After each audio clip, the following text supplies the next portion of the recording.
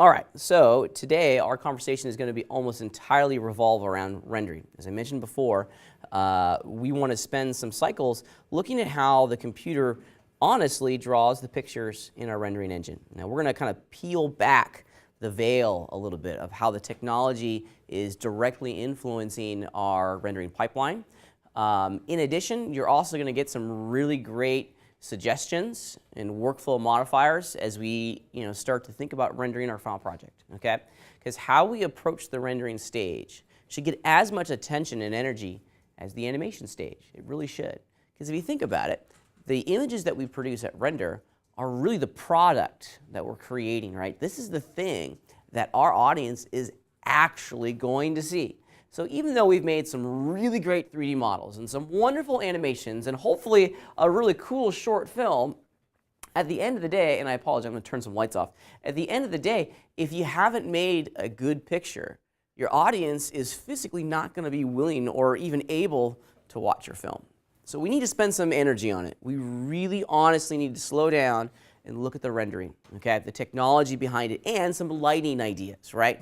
Far too often, people just kind of rely almost exclusively on that gray environment to do their business, right?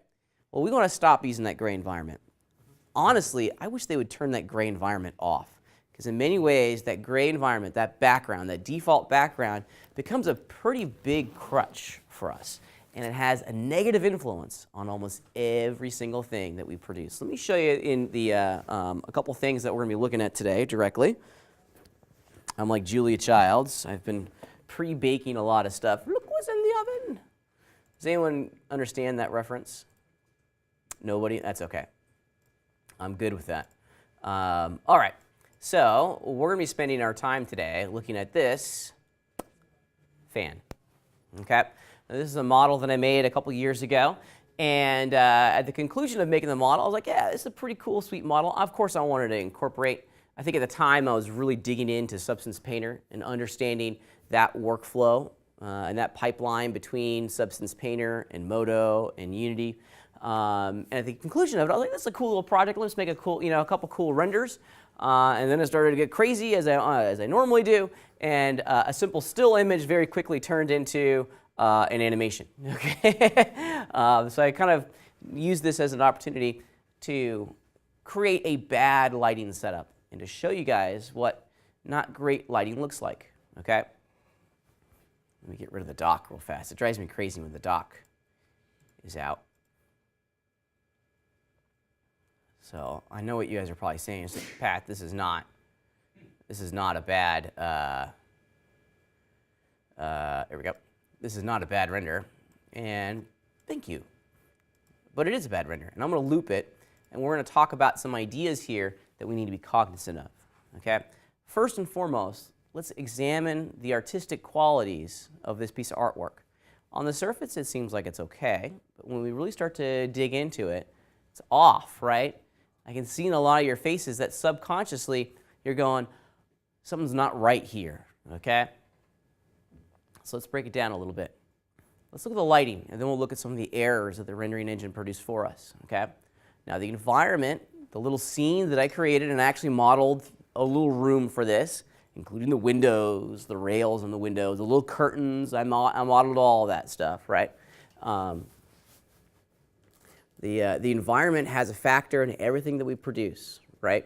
If you look at it, what's coming through the window in our environment?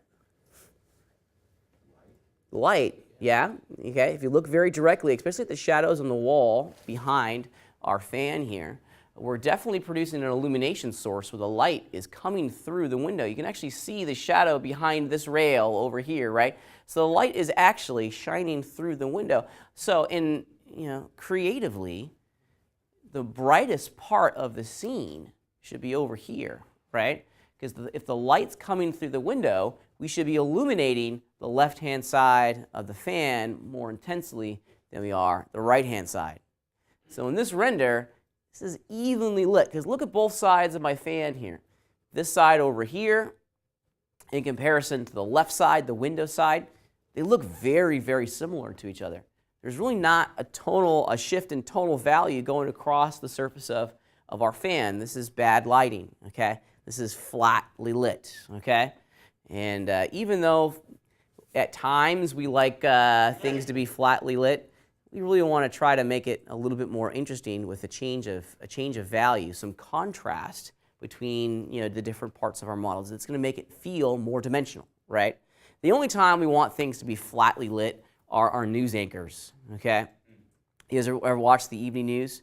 It's kind of an institution that is dying, the evening news. Fewer and fewer people every single year watch the evening news. For a long, long time, the evening news was anchored by the weather.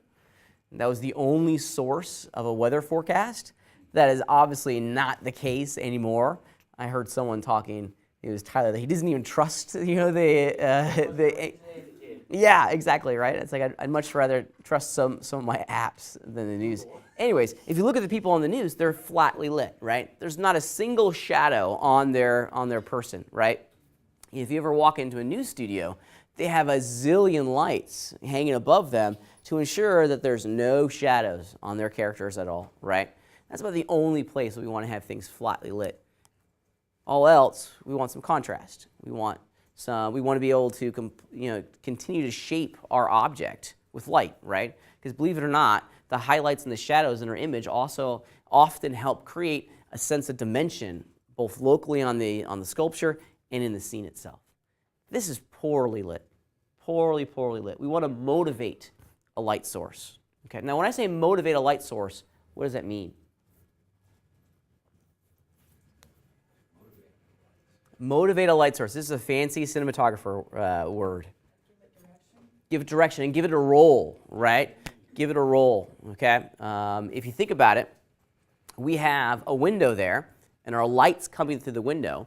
We should motivate that light source. We should give that light and that window a role inside of the render itself, right? We should be able to see that light coming in, or at least be able to see the effect of that light coming in through the window, right?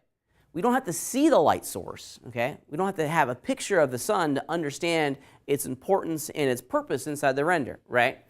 In addition, maybe we motivate a light source, another unseen light source off screen somewhere. For me, this background is just one gigantic bleh, okay? I mean, look at the background here. It really doesn't change its color, okay? It's this kind of, I don't know, taupey green that you see in like all houses, right? I think, in all honesty, when I was choosing this, I think that is almost the exact same green that my wife and I chose for our living room. We have one wall that's kind of that green. Anyways, so this is an area, I was definitely inspired by my local environment for this render. But it's just kind of an even color, right? It's just this gigantic field of almost the exact same hue, okay? That flattens our image quite instantly, right? By having some variation in hue and saturation, and especially value, we're starting to create depth inside the scene. So that's another area that I want to motivate a light source to change its color a little bit and to maybe make our environment feel a little bit more dimensional, okay? So I have 3 things that I want to do here, okay, to make this a better render. Motivate the sunlight. Make it a primary kind of key light, if you will, inside the scene. I want to start creating some changes in contrast and tonal value going across the front of my fan here. I want one side, since the light's going to be coming in from screen left, this side over here is going to be bright, and this side just needs to be darker, in finger quotes, okay? Darker doesn't mean in shadow, right? It just needs to be of different brightness than the key light side, right? So I want this side over here to be darker, and I want to be able to control it. That's where that fill light comes in. We were talking about that earlier in the semester. And then I want to have the background have a little bit more of a role inside the scene itself. I don't want to draw focus to it, but I definitely want to start breaking up that gigantic field of green and maybe introducing some shifts in hue to make it a little bit more dimensional. So artistically, those are the 3 things I'm going to focus on, okay? Now, technically, I want you to take a step back and just look at the complete render. Technically, there are some problems in here. Has anyone spotted the render errors? What do they look like? The squares. If you look very carefully, especially at the top of the fan, right in here, I think somewhere, right here. Okay, not right there. Right there. There they go. Okay. those are render errors. Okay, look at the very tippy top of the fans. You're going to see cubes kind of coming out. Okay, those are render errors. They happen from time to time. That's when the computer misrendered or didn't get the correct lighting information for one bucket, okay, in our render, and it drew that portion of the frame wrong. Okay, so I need to fix that. Is this for networking? It can also happen on a local, just a singular machine. Same idea happens. It doesn't happen as often locally, but when you're network rendering, it happens all the time. But it does happen. I think some of these render errors came from a local render, and I kept them in there. This is not, when you start really kind of dialing back the, or dialing in the render settings, sometimes these errors start to propagate throughout your render. It's very, very common, okay? We don't have to go back and re-render every single frame, but we do need to go back in and find where the problem is and render either a portion of that frame and then composite it together, or just re-render the entire frame, okay? So I need to fix that. That's a big time fix for us. It requires a re-render of certain portions of my frame. Okay, now I'm going to fast forward just a little bit. This is what I came up with. Okay, so if we just put the playhead on frame 1 of both of these. Yeah, okay. Now this projector here is not in the color space that I rendered all of these things out with. So it looks a little bit darker here than it does on my local computer. But I think that you can see almost instantly the power of beginning to motivate these light sources and creating more contrast, okay, within the render itself. Now, and I'll take this full screen here in a minute so you can see what it looks like. Now we have some very defined light rays coming in through the window. I'm going to show you how to do that. It's called Volumetrics. It's really easy inside of Modo, right? We have some defined light rays coming in through the window, which is motivating that light source. Okay, it's as if we're telling the audience kind of indirectly that the sun is shining into the room. It's illuminating this side of our light, and then it's not having any influence on the right side of our light. Now, we're actually still going in and lighting and illuminating this part of our scene, but we're controlling it with a process called light linking. And we've talked about light linking in GCOM 402. Light linking is really important, so we're going to talk about it today. Light linking is basically the process of telling the computer to only illuminate certain objects in the scene. To have this light only illuminate this object, right? For example, I think I have 4 or 5 lights in here. I have a light coming this way, shining at the screen right side of my fan, but I don't want that light to be illuminating my table, okay? I have a rim light shining from behind my fan to start picking up some highlights at the top. I don't want that to be illuminating my table or the environment, right? And then, if you look very closely, I have another, you can't see it on the projector, but I have another light in the background. It's kind of a very dark yellow light in the background that's just illuminating that back wall, and it's starting to create these wonderful shifts in the color values. I don't want that influencing my fan at all, even though it's just a simple point light. So light linking allows us to go in and to very quickly and very directly control where and how the lights are illuminating our scene, okay? And here it is in action, or not. And it looks pretty good. All those rendering errors are gone. I'm a happy camper. All right, let's jump over into Modo and start taking a look at this.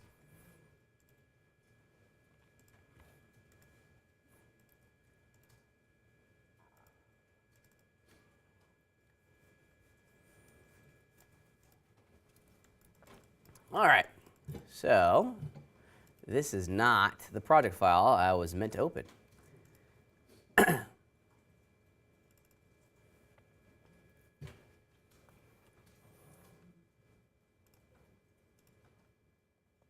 All right, here we go. This is the project file that I was meaning to open, okay? Now, let's just take a step back at the illusion that I've created here. That's it. That's the entirety of this lighting setup, or this scene itself. There's not a whole lot going on in here, right? It's pretty simple. It's pretty basic. We don't need to craft and to go in and make like the entire room. Let's see. Let's go into the animation layout here real fast. Excuse me. Here we go. Let's play it. Make sure everything's working. Yep, everything's working. It's hunky-dory. I like it. Mission accomplished. Okay. So let's jump over into the render layout and take a look at what we got going on in here. All right, so we're going to start from scratch on this assignment. Okay, we're going to take this down to the studs, as they say. We're going to talk about how we can very quickly go from a good or a bad render to a very good render, because there's some ideas in here that we need to propagate. The first thing, shoot, I have an idea. Let's get crazy for a second. Let's get really crazy. And this is going to, I'm not going to be able to reproduce this exactly, but let's do this. Let's just make a new project file. And I want to take all of this stuff, basically all of this and this.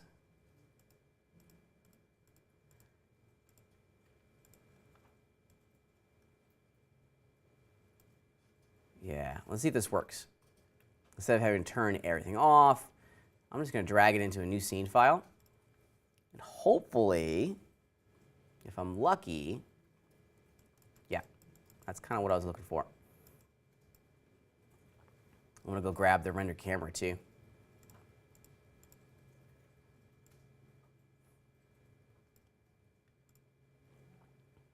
All right.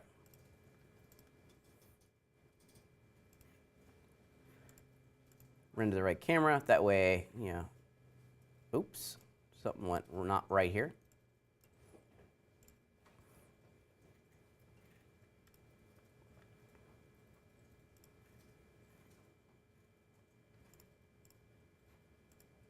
Here, instead of fighting it, I'll just do it like that. We'll call it a day. Let's make the camera effects here a little bit different. I'm going to change the field of view. Let's see. I use a 35mm camera. The other ones, let's do the exact same thing. There we go. Now we can see a little bit more of what's going on. Okay, great.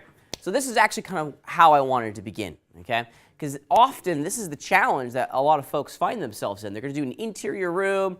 We have a background that we need to manage. How are we going to set up our lights to get what we're after, right? We want to start almost on every single assignment, okay, by turning off the global illumination system. That background, that indirect lighting setup is going to produce a tremendous amount of problems for you guys, okay? It's going to skew your understanding of the lighting setup. That gray environment is going to make everything kind of muddy, okay? Everything is going to be kind of evenly lit just by the indirect lighting setup. And that's a horrible, horrible place to begin. We want to be able to try to light our scene as much as we can with direct light sources. So point lights, spotlights, okay? Not area lights. Area lights are expensive, okay? They take a long, long, long time to render, and they're a member of the global illumination system, right? The global illumination system, by design, going all the way back since its original inception, was supposed to be a helper, right? It's supposed to just kind of fill in the shadows a little bit. It's supposed to, start to integrate all the objects inside of our scene so that they feel kind of like linked together, right? You don't get that kind of same integration when using direct light sources, okay? But the primary illumination should always, always, always come from direct light sources. So I'm going to turn off my indirect lighting setup. All that global illumination stuff is going to be immediately disabled. Of course, we do that in our render item itself. So it's right here.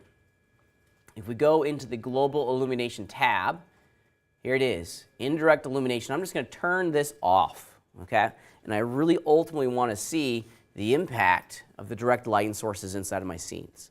Now, at times, a lot of folks start to get confused because they see, I've turned off the influence of the background, but I haven't turned the visibility of that background on, because you can still see the gray gradient in the background, right?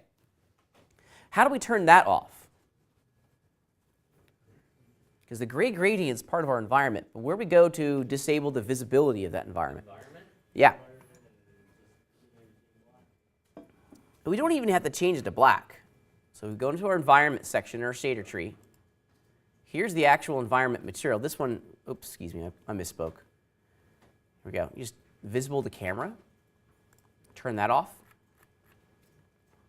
Oops. That should have worked. No, that should have worked. Let's turn everything off. There we go. Now, we're not getting any sort of hue shift. We're not seeing a negative impact of our understanding of this, right? Because, believe it or not, the colors of our interface, the colors of the objects inside of our scene are going to create shifts in our understanding of what the render is actually doing, or how the lights and how these objects are working together, right? We want to try to get as clear of a picture as to what the lights are doing and how all of these things are working together, so that we can continue to very quickly craft a pretty picture, okay? So this is an excellent, excellent place to begin, okay? Turn everything off. Turn your environment off, turn the global illumination system off, and just analyze and understand directly what the direct light sources are doing, because we want to try to do as much of this with direct light sources. Where your renders are going to take forever is when global illumination's turned on, okay? It's not the geometry that makes your renders go slow. It's the global illumination system that makes it go slow. Because the indirect light setup is now firing off little light rays into the scene. And those light rays are bouncing off the objects inside of the scene. Every time it bounces, the rendering engine is getting information that it's now having to process and manage. So it just takes longer, okay? Let's help it out as much as we can, because we can dial down the global illumination system if we have really good direct lights to begin with, okay? Because I can go pretty quickly from, a 10-minute a frame render to like a 30-second a frame render just by making some tweaks, just by changing my approach a little bit, okay? And this is really where, you want to spend some investment time, because an hour of exploration, an hour of render setup could save you tens of hours of render time. All right, let's jump in and start looking at how we're going to render this thing. So here's my scene. And I want to start motivating my light sources a little bit. I know that I want to have the light coming in through the window. And that's going to be I want to produce the illusion that the light coming in through the window is illuminating the entire room. So that's the illusion that I'm after, that the fan is being lit by the directional light outside the window, okay? This is an illusion, right? This is all fake, okay? I actually like the shadow pattern that my directional light is producing coming through the window. If you look very carefully down here, this is good stuff. I like that, okay? If you look at the shadows in the background, this is kind of a cool effect. I'm digging it, right? So that's we're going to keep that. But with all directional lights, the one thing that we want to change, let's just rename this thing. We'll call this sunlight.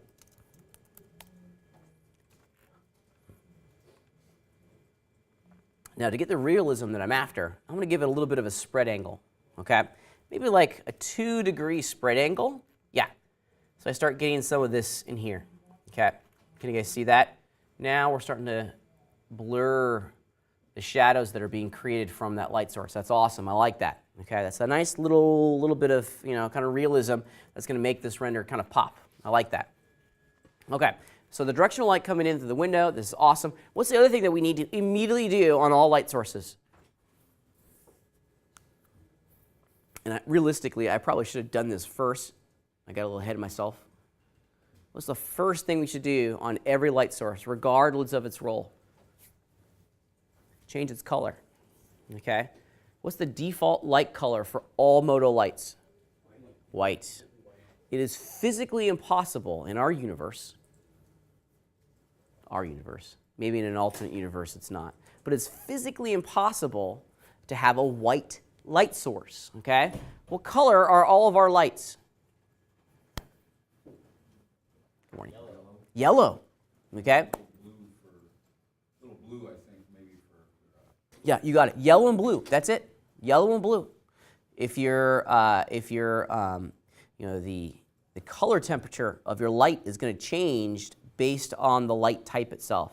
Yellow and blues, you know, these light types in here, they're putting these plastic filters above, you know, around all of our fluorescents. Maybe this one back here in the corner is a great example. It's blue. Fluorescent lights are blue, okay? Tungsten lamps, you know, my office light is not on at the moment, but that's very yellow. The sun, obviously, very yellow. So the first thing that we want to do is to change our light. These small little color shifts actually have a big, or play a big role in helping our audience understand the believability of our renders, okay? So let's change the color a little bit. One of the cool things that I love about the Moto color picker is that this color model up here at the top, the default is hue, saturation, and value, which is an awesome place to begin. But since we're talking about lights, let's change it to Kelvin. Kelvin is the unit of measurement for light. Okay, when we take a light meter outside, we hold it up in front of a light source, the meter is always going to give us a number in Kelvin. So the higher the temperature, the bluer our light source is going to be. The lower the temperature, the more, I don't want to say yellow, but more orangey our light's going to be. Okay, so I like this. The guys down at the Foundry have given us a whole series of presets, which are kind of fun. So it's right here. So let's just do sun through clouds or daylit sky, 6,000 degrees, okay? Yeah, now we're talking. So it doesn't have to be orange, it just can't be white, right?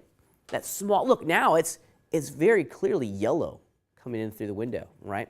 Let's compare and contrast that to what we had before. There it is at white, and here's the change. It's a small subconscious little change that has a big impact on the overall quality of our shot. All right, so this is starting to look pretty good. I'm happy with the general light qualities from the directional light coming in through the outside.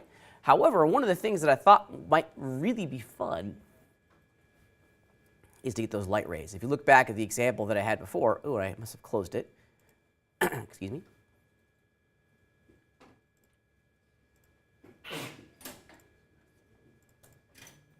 Oh, clicked on the wrong one, sorry. Yeah, okay, so if you look at the example file that I rendered, okay, we clearly see a huge, you know, kind of those lovely beams of light coming through the window itself. This is called volumetrics. And in a lot of lighting setups, having the indication of light rays coming through, you know, some sort of source, or from some sort of source, excuse me, adds a tremendous amount of depth and realism. It's a lot of fun. We have to be strategic with its application. Sometimes people, it's like, there's light rays coming everywhere, and there's not light rays everywhere in our world. So we want to be artistic with its application. If it enhances the final result, I'm cool with that, right? But don't have everything be motivated with some light rays. Now the cool thing about these light rays is that they're true 3D volumetric rays, okay? If you look very carefully here, see we're getting this banding? That's the light being blocked by the rails in the window, okay? So we're not just getting just a beam of light, it's actually interacting with the other geometry in the scene and creating an appropriate three-dimensional kind of beam of light that's being influenced by the other objects. That's kind of fun, right? So let's turn it on. It's wicked easy to do this. I still have my sunlight, directional light selected, and it's down here at the bottom under, volumetrics, okay? And it's simple as yoink, turn it on, okay? Now with it on, that's what you get. Fantastic, right? Absolutely fantastic. No, it's horrible. It's almost imperceptible. However, I'm starting to see some stuff happen in here. There is some setup in here that we have to do, okay? And I'm going to minimize my preview for a second. And I need to look, I need to look at where, oops,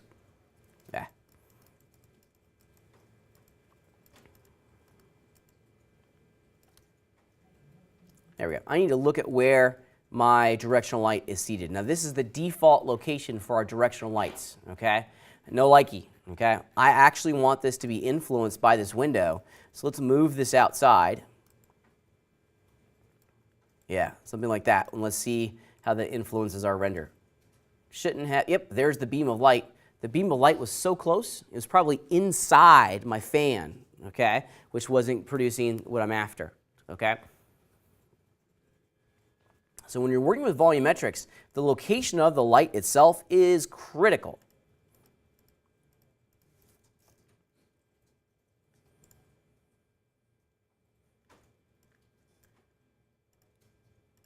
All right. So this is starting to look pretty hot. I'm liking it. But there are some properties over here that we need to change. And this is, you're going to have to experiment with these properties to get the artistic result that you're after. The height and the radius, okay?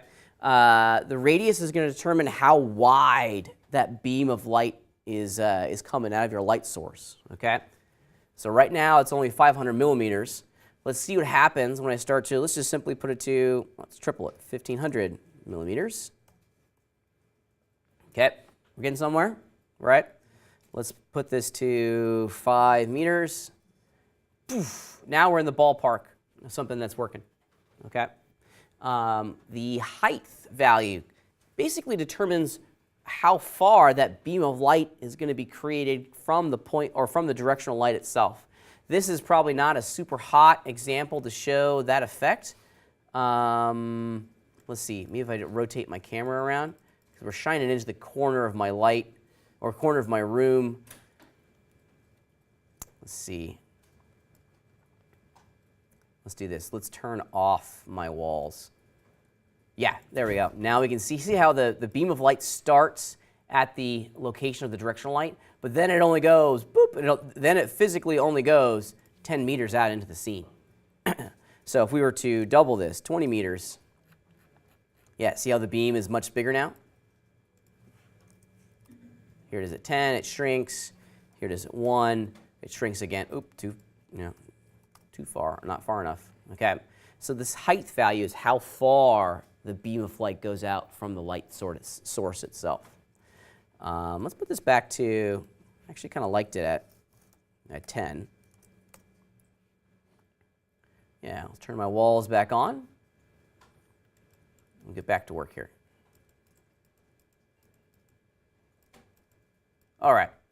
The quality of our volumetrics comes from the samples property inside the scene.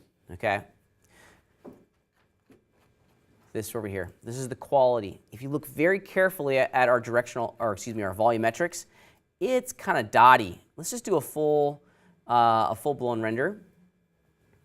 It doesn't actually take as long as you think it's going to take. Remember, the global illumination system is off right now. So our renders are going to go a whole lot faster, which is kind of nice, okay?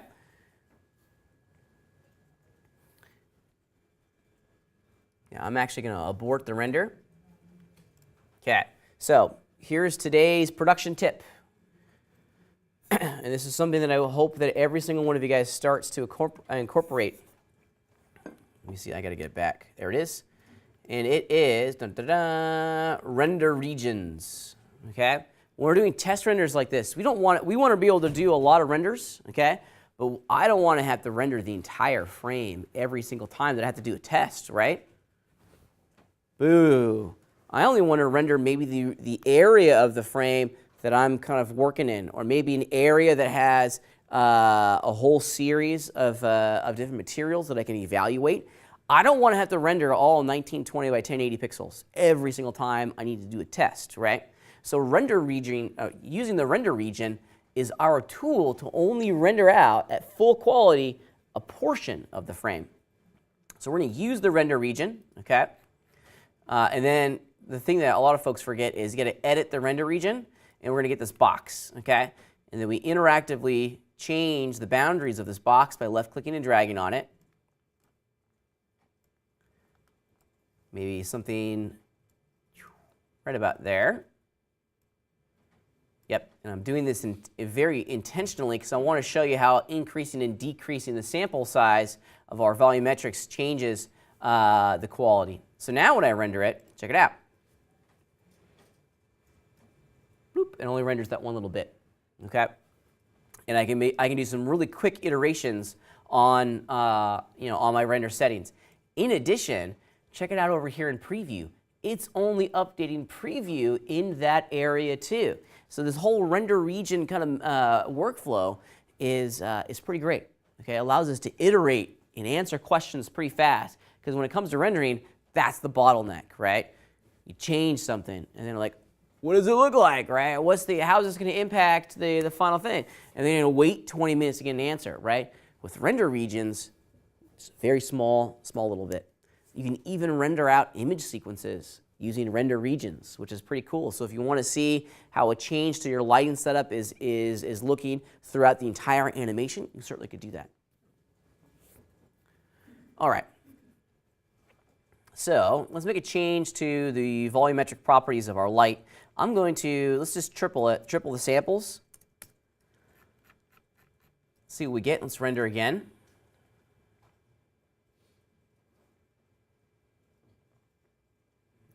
Yeah.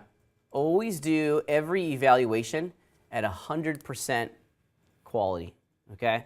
When you're evaluating something, don't have it at 50%, because now your sampling each pixel, right? 4 pixels now turns into 1 at that magnification level. So you want to see a 1-to-1 pixel representation of what the picture is going to look like, right? So if you're doing your setups, as most of you guys are about to start doing, always answer the question and make your judgments at 100% magnification. Okay, that's the only way to truly know what the final picture is going to look like accurately. So at this sample size, oof, yowzers, it's not having the impact that I thought it was going to have. So let's put it to 500 and render again.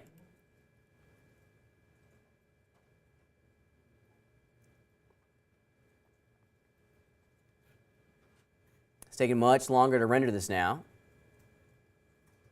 And some of this is going to get cleaned up, I believe. Yeah, that's better. Some of this is going to get cleaned up when the global illumination system is reactivated inside the scene itself. So,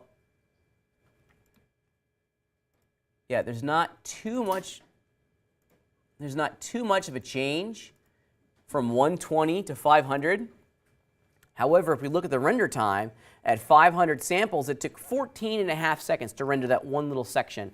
At 120 samples, it took 5 seconds, okay? So I'm absolutely going to dial this back down. And at 60 or at 40 samples, yeah, real bandy. So maybe 120 samples is where I need to live with, okay? That's going to give us, 500, you're not gaining anything. The only thing that you're gaining at that sample level is extra render time, right? Visually, there's no difference.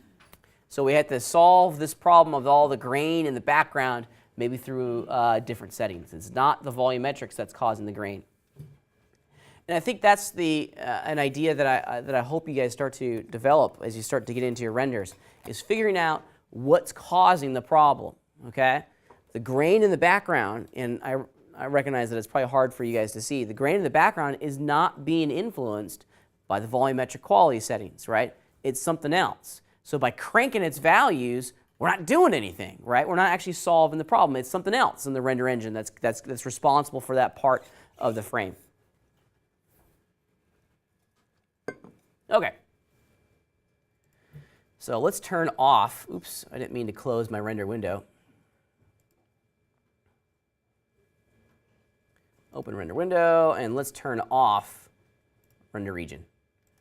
Preview then gets unleashed, and we're off to the races. Now, it is really extreme. Now that we've kind of found the quality levels that we want, let's tweak the artistic properties. Man, the light rays coming through that window are just, it's blowing out the rest of the scene, okay? I don't want that. That's kind of an ugly picture. When we render white pixels inside of our frame, that's called clipping, okay? Whenever we render something pure white, absolute 255 white, it's always going to be the brightest part of the scene, okay? Which limits our flexibility and our ability just to change this image in post-production, like over in Photoshop. If we wanted to tweak some things in Photoshop, these pixels in here are always going to be the brightest part, which I'm not too about. So I'm going to lower the intensity of this. Let's change this to 1.5. Yeah, That's better. Let's see if we can take it. What's 1.0 look like? Yeah, because I want to be able to see a little bit of the background outside. I like that, okay? I'm done. I'm done tweaking that light coming into the window. I think I'm really happy with this, okay? All right, so now we got to start figuring out how we're going to light the foreground of our object, which of course is going to be the light itself, or the fan itself. We're going to try to do all of this as much as we can, with directional lights. We want to try to avoid, as much as we can, area lights. Area lights, by definition, and by kind of function, are a member of our global illumination system, which we know to be the driver of every long render. Okay? So if we want to simplify our shots down a little bit, but still get the same kind of quality, we have to have a whole network of direct light sources that are going to be responsible for shading our scene. I remember before global illumination became a thing, how we used to do it, and I literally have done this, right? Because you think about global illumination, it's that background, it's that sphere, that invisible sphere that our scene sits within, right? And the color of that sphere tints our object, right? I remember there was way back in the early 90s, how we used to fake it is that we literally would create an array of point lights. You know, we'd create kind of a half hemisphere of point lights, right? And each point light would be kind of a slightly different color to match the background, so that the light rays coming off this array, this dome of lights, would be illuminating our foreground objects, you know, kind of a little bit more photorealistically. So it's amazing the lengths that you have to go through, or they used to have to go through, to get the GI system, but we can't use it as a crutch, okay? Now that we're starting to focus a little bit more directly on our fan, check it out. We actually have some problems here, and I apologize for this being so dark, okay? But check it out. We have a directional light outside of our room. It's shining light into the room itself. Whoa. Look at the fan. It's actually being illuminated a little bit by that directional light, okay? Now, on the surface, that's not a horrible thing, but I want to control exactly how the light is being illuminated, right? I want to control the illusion. Remember, this is an illusion. This is a trick, okay?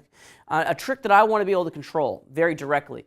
So the fact that my directional light, which is outside, is illuminating and getting hit by, you know, the metal wire things going around the outside of my fan, that's something that I want to control a little bit. In my mind, each light that I place inside the scene has a purpose, has a role, okay?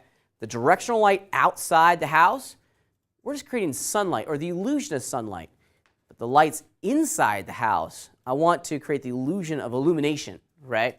So I'm going to start doing some light linking here, because I don't want the light outside of my house influencing the illusion that I'm going to craft on my fan, okay?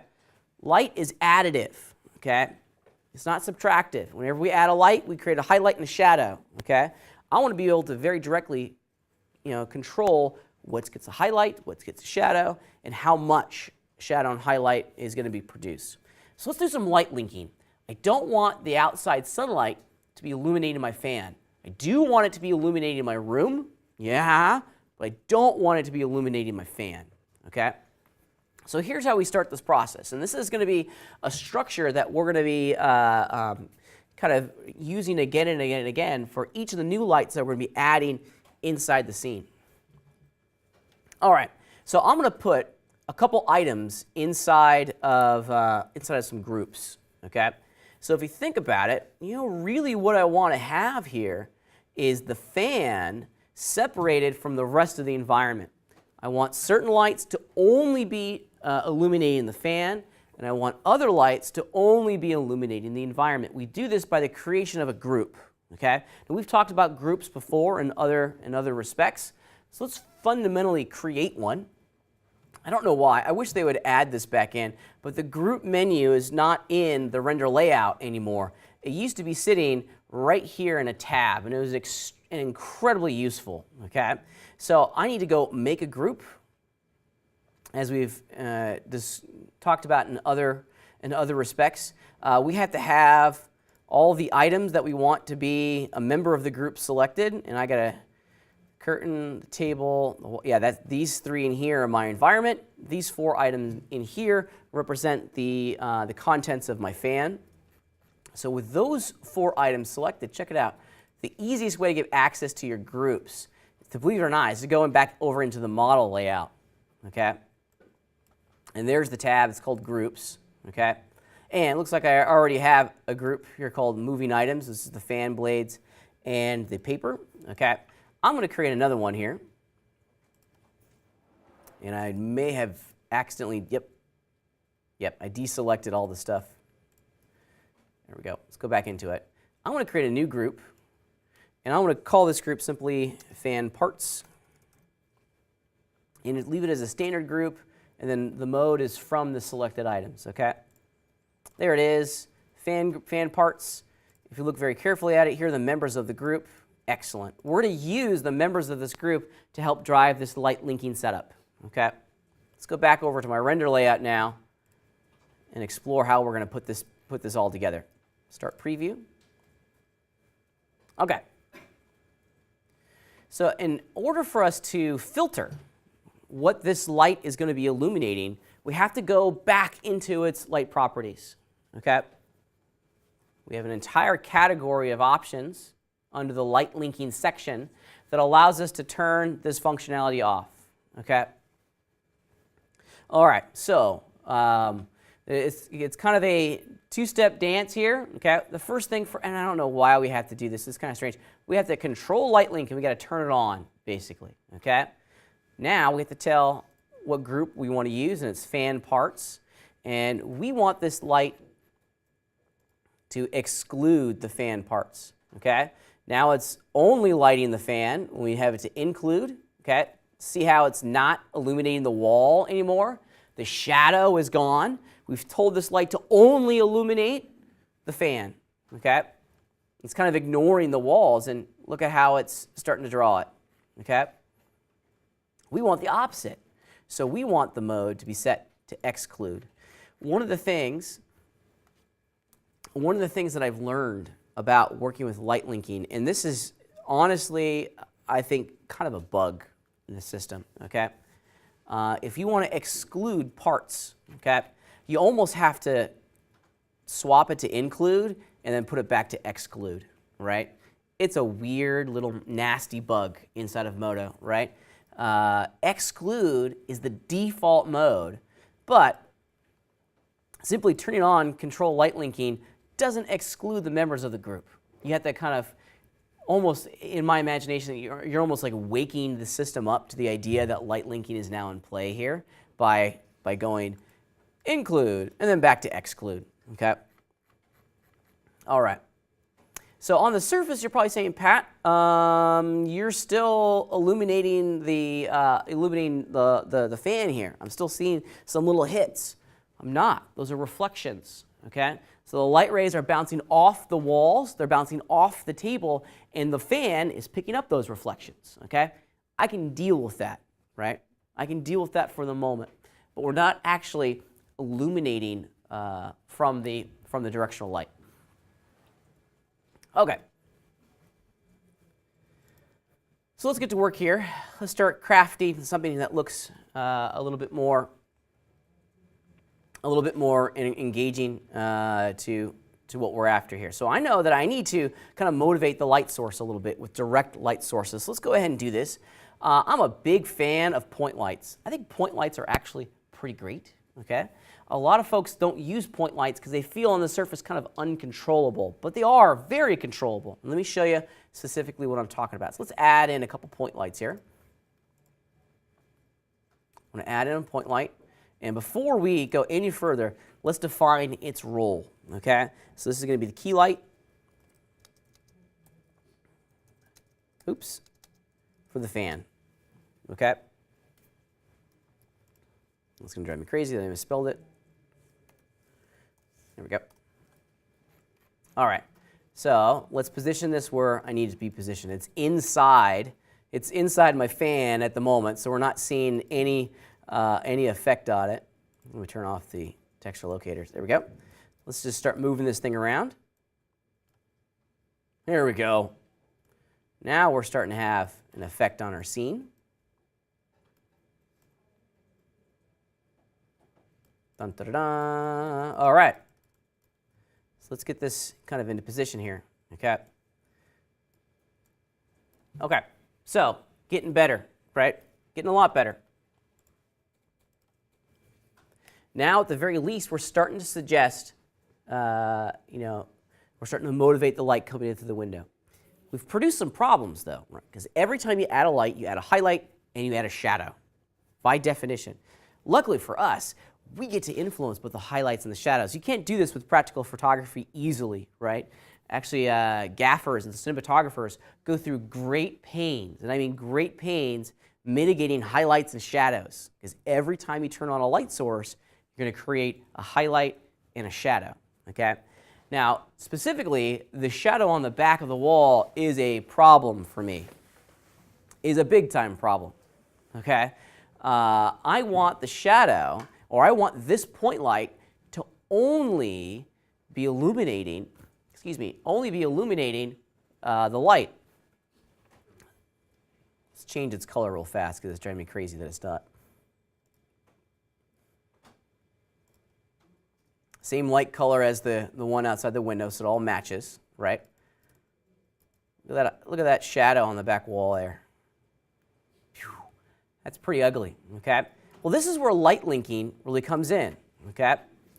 This is the beauty of light linking, is that I can tell the computer to only illuminate certain groups inside the scene, okay? We did it before with the directional light. We're going to do it again for the key light. So I'm going to turn it on. The group is going to be fan parts. Okay, now check it out.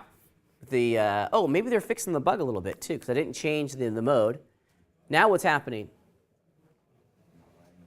It's not lighting the fan. It's completely dark, okay? So I don't want to exclude the fan group. I want to include the fan group, okay? And now it's only lighting the fan, okay? And I think in here you can start to see some of the challenges that we have with lighting, okay? Because when we're only including the fan, the influence of that point light on our total scene has been reduced. Let me show you. This is with it off, okay? See how much influence that light is having globally? It's illuminating the back wall, it's illuminating the table. But when I turn on light linking and only illuminate the fan, we now have some things that we need to add, right? We're controlling our lighting setup, but we're also adding a little bit of complexity into it as well. Okay. Another tip that I would recommend when you're doing your lighting, and you guys have heard me say this before, is isolate the lights to have a very direct understanding as to what this light is doing. Cinematographers and gaffers have been doing this for 150 years, right? Where they start with all the lights off. Then they turn one light on and see what it's doing, right? Then they turn that light off and turn another light on to see what its role is. And then once they're happy with kind of what each individual light is producing on their own, then they turn them all on and they start tweaking the intensity of the lights, not the placement, but just how bright they are to craft the picture that they're trying to make, okay? So if I turn off my sunlight, okay, so this is now what that point light is singularly doing. And I'm getting some information in here that I want to control. I'm really, really not liking the shadows that are being created on the inside of the fan. Not so hot, right? I may have only been able to get that little chunk of info. Let's see, I'm going to experiment. Yeah, that's a little bit better. What would happen if I move this out this way? Maybe move it up some. Have the shadows go down. Yeah, let's increase the brightness. Let's put it to like 5. Much brighter than that. Let's put it to 10. Yeah, now we're getting somewhere. Actually, I'm going to put it to 20. Yep, I'm liking that. Now, one of the things that I try to do very, very carefully when I'm working with my lighting is that I try not to create pure or as few pure white pixels as I can, right? Because once a pixel goes white, once it clips to that value, it's never going to be any other shade. It's always going to be the brightest part of the scene. Here, let me show you. So these highlights down here that are being created, you know, highlights are going to be bright, okay? They're going to be bright, especially highlights that are coming off of metal. But these down here at the bottom, yeesh, I'm not so sure I'm in love with that. We'll see how it goes. Maybe a simple reduction. Let's march this down to 18. Let's put it to 17, see how we get. Yeah, I'll leave it there at 17. I'm starting to see the fall off. These highlights change a little bit, okay? And I'm still generally getting the illumination that I'm after, okay? Now with this point light inside of my scene, I can start to see quite wonderfully here what I need to do next. I'm being a dork here and I'm continuing to tweak it.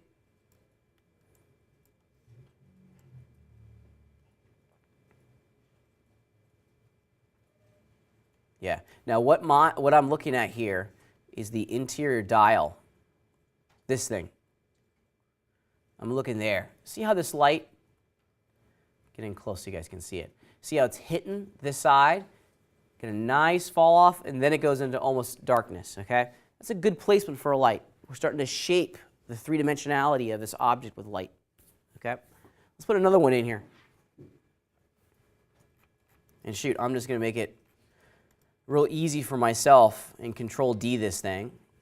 Control-D is the keyboard shortcut for item duplication. So now I have two of them, the exact same brightness, and most importantly, the exact same color. Whoa! So let's call this the fill light for the fan. Oops. Sorry, I hit the wrong button. Okay. Now the fill light, what's the purpose of the fill light? To what? Offset the key light to fill out. To fill in the shadows. You got it. That really is the job of it, right? It's a kind of a helper. We want to be able to control and influence how much illumination we're getting on the shadow side, okay? If you think about it, the key light, excuse me, key light, this is primary illumination, so the fan should look as though it's being lit by this one light source, okay?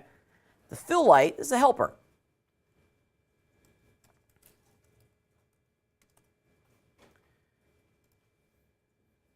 My helper is way too bright.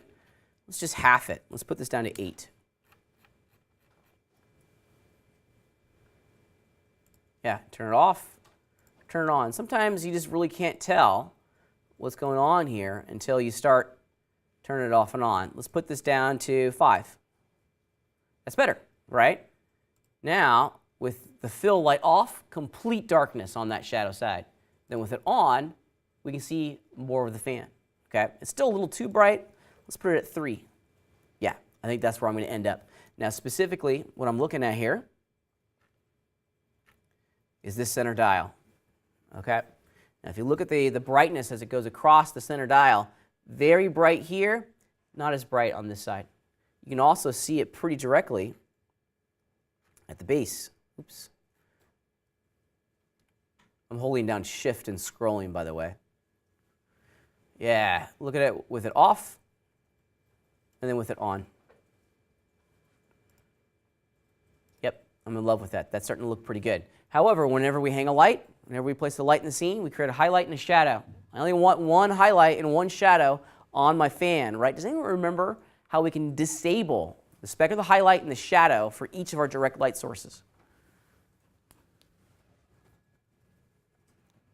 This is a good trick, right? I think on the surface, this is why a lot of folks don't put a lot of lights in their scenes, right?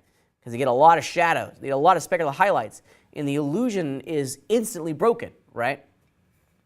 This is the cool thing about working in computer graphics, is I can turn off the highlights, I can turn off the shadows, okay? All right, so I got my fill light selected. See where it says shadow type over here? Just gonna put it to none. Look very carefully right here. This is the shadow being created by the point light. Boop, and now it's gone. Okay, now we're only getting one shadow. So we fixed the shadow. We haven't fixed our highlight problem yet. Let me see if there's a really, yeah, okay, if we go back to the center dial, this highlight over here is being created by our key light, and this one and this thing right here is being created by our fill light. We don't want that, right? Because whenever we have two specular highlights, we have two lights. We're creating the illusion of one light, okay, even though there's going to be probably 5 or 6 lights in this scene. To turn off the specular highlight for a light, we actually have to go into its light material. And upon inspection, effect specular right there. Let's put it to 0. I'll zoom out and hit return. Boop. And that specular highlight goes away. So now this light is only kind of casting diffuse illumination inside of the scene itself.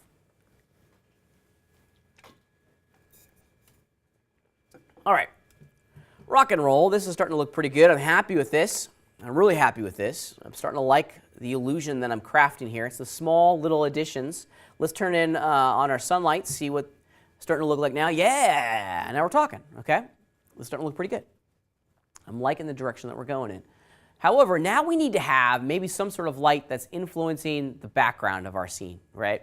Oh, actually, I want to do one more light, okay? I forgot. And this is kind of reviewing our 3-point lighting setup. If you look at the illumination on the back here, we want to have maybe a rim light shining on the back of our object so that we can very cleanly start to separate the fan from the background.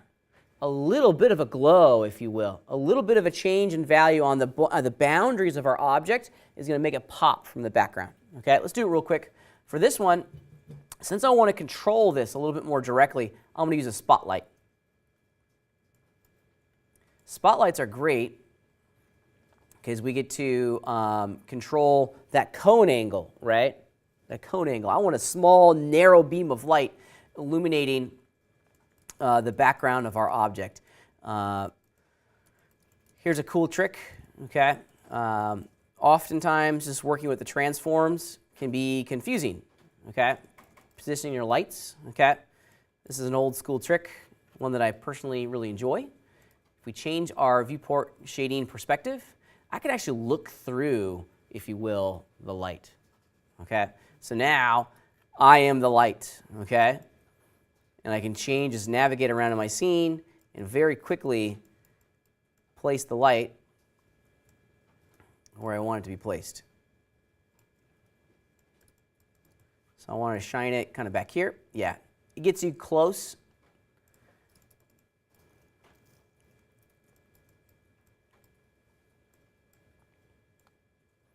And I'm going to change my cone angle here.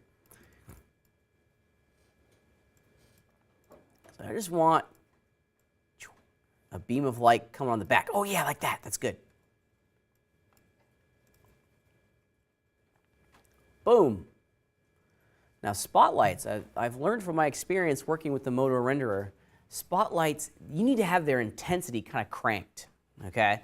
In order to really get a good understanding of what a spotlight's doing, you have to crank it. Let's just change the name of the spotlight to rim light, fan. Let's crank it. Let's put it to 50. Boom. Now we can see that spotlight on the table, right? Even at 50, I was expecting it to be blown out, but it's not, right? All right. So let's see. I want to change some properties on my light. Just its placement, excuse me.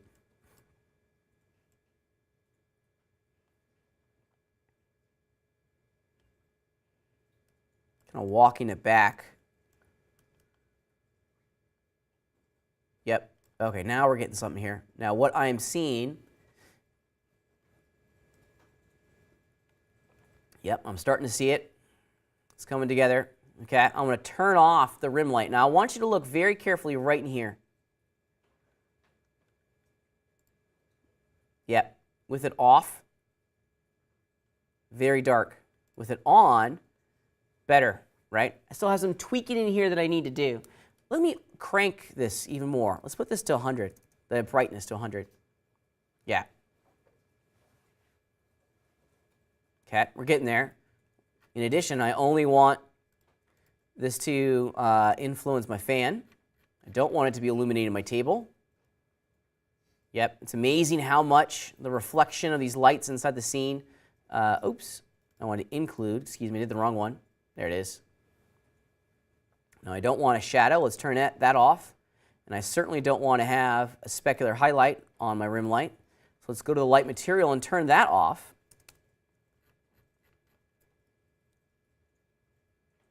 Yeah, let's see how it looks. With it on, with it off. We're perhaps getting too much from the rim light. Let's take it back down to 50. It's half its intensity.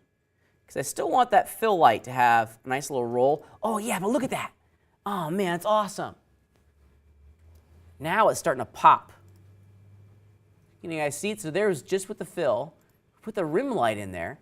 Yeah, it's getting here a little bit, but I'm okay with that because it's almost kind of matching the same value as what the fill light was doing, right? Maybe we tweak it even a little bit more. Let's put it down to like 40. But what we're getting here is a nice little illumination right here at the shoulders. That's what I'm getting. Can you guys see that? I apologize if you can't. I know on the projector it's kind of tough to see. I can really see it well on my monitor, okay? These with it off. Yeah, just look right here. This is what the rim light is responsible for doing. Boom. Just a little bit of illumination as if maybe the light rays are bouncing off the background. We're separating this object out from the background with a rim light. Starting to look a whole lot better. Let's render. Let's just do a full-blown render. Now, since we're using direct light sources, this isn't going to take too long, okay? Maybe what I'll do, we'll take a break here in a second, because I only got one more light to place. I'll do while you guys are on break, I'll do a render with global illumination off, and another one with them on, and we'll compare and contrast the speed in which all this stuff gets put together. All right, so it's starting to look pretty good. I'm going to abort it right here. And let's just place that background light real fast. And we'll be on our way. Okay, so one more light, actually maybe two more lights, okay? I want to put a point light in the background. Let's give it a good name. This is going to be a background light. Background wall. So I want this light to only be illuminating, and I'm on the opposite side of the wall. There it is. Okay. See if I can get that light right in the center. Okay. Now, one of the things that you want to look at when working with point lights is this radius. This is how far the light rays from this light are going to go before they're terminated. At a value of 0, they're just going to go forever, right? But if we want to localize the impact and the influence of a point light inside the scene, start driving this up. What if I only go 1 meter? Yeah, oh, I'm sorry, I misspoke. Is it radius? You know what, I apologize. I'm thinking of another light type. Never mind, I apologize. Radius is when the light begins, okay? Not when it ends. I am thinking of Unity. In the point lights in Unity have a radius value, and that determines when it stops. Okay, so one of the things that I want to do with this light is I don't want to have it be visible in the scene. You can start to see that with a light in here, now we're picking up all this lovely, we're picking up all this lovely background information, these little chunks in the wall. I intentionally went a little heavy-handed with the bump map on the wall just to kind of illustrate what's happening here. But I don't want to see the light. I want to suggest that it's there. So I want to have it just off camera. I want to put it up a little bit higher on the wall. Now, what could be creating this light? Maybe like reflection from the sunlight. Could be a reflection from the sunlight. I like that. Absolutely. What else could be creating this light? A desk lamp that's off camera, right? So we have some creative options here that we now can start to employ. We don't have to see every single light, but we should motivate each light with a purpose, right? Maybe there's a desk lamp just off camera that we can't see, or maybe a ceiling light of some kind that we can't see that's providing some illumination in this part of my frame. I want to make it pretty bright. Let's put it to 20. Yep. I'm just going to tweak it. I don't want to see, I'm seeing more of the core than I want. Yep. Let's pull it out from the scene just ever so slightly. Oh, that was too much.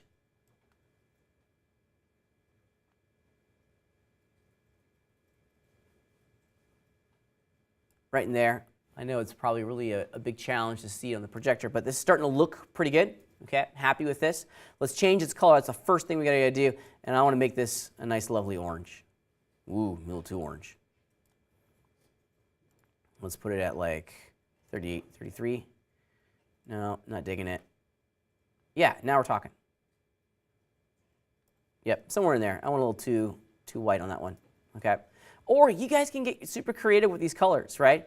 You can have it be a green light if you like. Or make it a magenta light. Okay? The cool thing about interior lights is that we can get a little bit artistic with it. I'm going to kind of stay with traditional light types for the most part. So right in here is going to work for me. Okay? But I think the important part is that it is a different color temperature than the light coming from the outside, right? Sunlight has almost a defined color temperature. Nothing's going to be brighter than the sun. All of the light sources for interior lights are going to be a different color temperature. So we can't use that same 6,500 degree Kelvin preset. We're in the 4,000s, I think, here, and it's more orange, okay? Which is starting to suggest it has a different role inside the scene itself. However, we have created another problem. What is that problem, and what is the solution to that problem? Let me turn the light on and off. Here's the off. You mean the sparkles on the table? No? Say again? Those sparkles on the table? Yeah, the sparkles on the tables, these are called fireflies. And remember, in preview, this is just a rough approximation of what the render is going to produce. We're going to talk about the resolution and how to get rid of those fireflies after our break. Okay? So not so much the sparkles on the table, I can fix that. What's the problem? Do you want it to light the table or just the wall? Yeah, that's a good question, right? That's the question. What do I want to have be lit here with this light? Do I want to light the fan? It's kind of cool that it's lighting the fan. We're getting a nice little specular highlight over here. That's the same color as, if it is in fact a wall light, it should be influencing it. So that's a good idea. I kind of don't like how it's influencing the table all that much, right? I actually kind of prefer this. I want my table to be generally kind of dark, right? So it's too much illumination on the table. So this is where our light linking can come in and have a big role on all of this, right? So maybe I don't want it to influence the table, okay? I want it to influence everything else. I want the environment, but I don't want it to influence the table all that much, right? We can control our lights, right?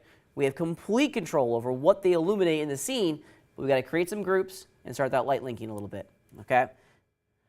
So let's just do it real fast. Let's go back into the model layout. In groups, let me select my table. Make a new group, call this table parts. Okay. Let's go back into my render layout real fast. Yep. All right, so here's my background wall. Let's turn on the light linking. Oops, not moving items. Table parts, and then we want to exclude the table. Yeah. That's a little bit better for me, right? I like that, okay? Larger point being is that we have control. Maybe we only want to have, maybe we want to have a table light, okay? So I think it's really dark in here, okay? Let's have a table light. Let's put another point light in. I can't read today. There it is, point light. Let's call this table light. Let's place it. We'll set up the light linking. Can't have it be inside Just right above the table like that. Still inside our geometry. Let's turn on the light linking first. Control light linking. Just wanted to include the table. Yeah, now I'm controlling the table very directly. Let's turn off the shadow. And let's also turn off its specular highlight. Okay, so now we're just getting some illumination here. And I'm controlling this now. Okay, I get to determine where this light goes. Yeah, that's cool. Maybe the intensity.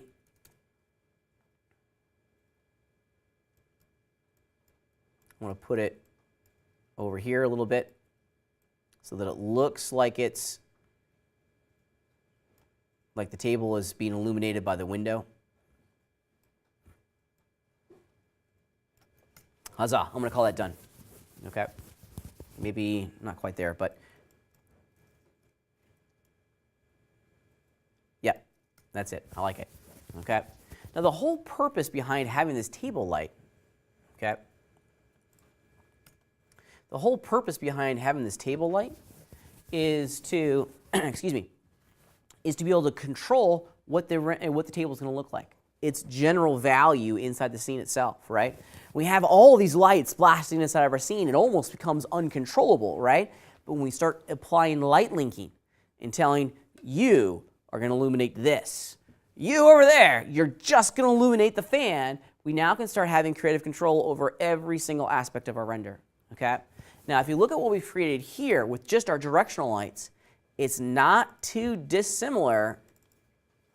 I mean, it is different, okay? I understand that. But look at this. This is the final render, okay? This is the render with just direct illumination, okay? Just point lights and spotlights. It's different. I mean, I did use a little bit of an indirect illumination here. Point being, though, we want to illuminate, I'd say, 75% of the illumination from our scene should come from direct light sources, right? Your render is going to be faster. The renderer is going to get a tremendous amount of lighting information that's going to help the indirect lighting setup and the indirect lighting engine kind of fill in a lot of this stuff, okay? We're not relying on the indirect system to produce the illumination in our scene. We're leveraging only direct light sources, okay? The global illumination system, the indirect lighting, is a helper. It fills in the shadows, okay?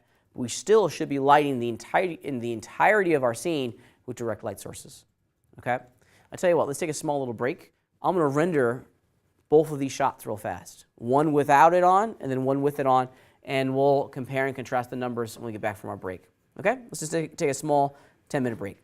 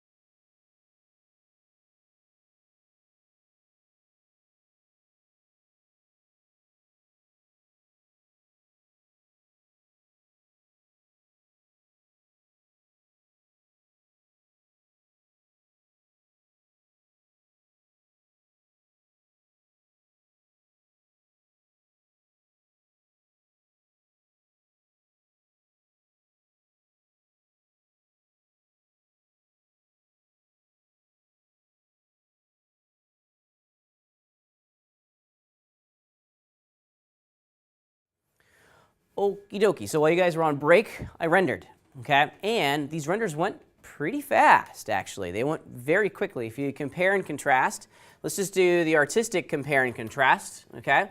So this render here is just the direct light sources in the scene. So just the point lights, just the spotlights, the global illumination system, the indirect lighting system is off, okay? It looks pretty good, right? Let's make the render window just a tad bit bigger so we can see more. Yeah, there we go. All right, that looks pretty good, okay? Now, there are some issues, no doubt. There are some issues in here that we can mitigate and can control, okay? Specifically, I know it's hard to see this on the projector. For that, I do apologize. Man, there's a lot of grain in there. There's a lot of noise in the actual renders itself. We can start to mitigate this a little bit. We can start to reduce this noise. You're always, always, always going to have noise in your renders. It's a necessary evil. When it comes to 3D and this comes to our technology, you're going to have noise. You have to find what's the appropriate amount of noise that you can live with for your renders, okay? The only way to truly get rid of all the noise is to crank all of your render settings, which is going to take forever to render. No good. Or to use third-party denoisers, like NVIDIA has a great one called Dioptics, okay? And the whole idea behind Dioptics is to kind of blur some of the pixels and get rid of a lot of that high-frequency noise that you see coming out of renders, okay? However, we can help it out a little bit by changing some of our render settings, okay? Come on in, guys. Literally just getting started. It's all good. So I want to see if I can get rid of some of this noise. You see a lot of noise in this corner. I'm seeing a lot of noise down here. Can you guys see what I'm talking about? These little dots that are appearing. These dots, this is the noise that I'm talking about. I want to see if I can start to minimize this as much as I can, okay? So that's going to be a goal of mine. However, let's just compare and contrast the direct lighting render versus the indirect lighting render, or the render that employs the indirect lighting system, global illumination. So this is direct. All I did, literally all I did, was just turn on that global illumination button that we turned off earlier, right? There it is. Okay? Yeah, it's better. It fills in the shadow. That noise is still there. So we know that this noise is not coming from global illumination, right? It's something else, okay, inside the scene. And I think I know what it is, okay? But it's something else. It's not the global illumination system that's creating that noise, okay? People often spend a tremendous amount of time thinking that the GI system is creating the noise when it's not, okay? The GI system, when enabled, isn't getting rid of the noise, but it isn't the cause of the noise either, right? Artistically, if you look at what's going on, direct, indirect, what's the big difference here? A little bit warmer. Yep, a little bit warmer because now the light rays are bouncing off of each other. Lighter, especially on that back wall. The foreground isn't changing all that much, right? Which makes sense because the fan has 3 lights pointed at it right now. So it's getting a lot of illumination from those light sources. But the corners of the wall are getting some love because the light rays are bouncing around in those corners, and we're getting a little bit more of a realistic creation of the light in the room itself.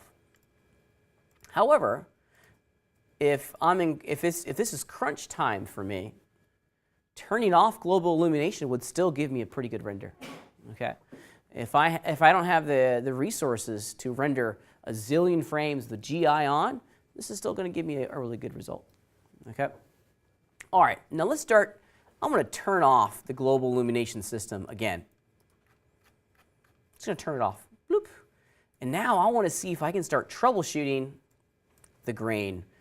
Now, which one? Let's do the grain that's on this back wall because I think it may be in part a little bit easier to see. Whoa, excuse me.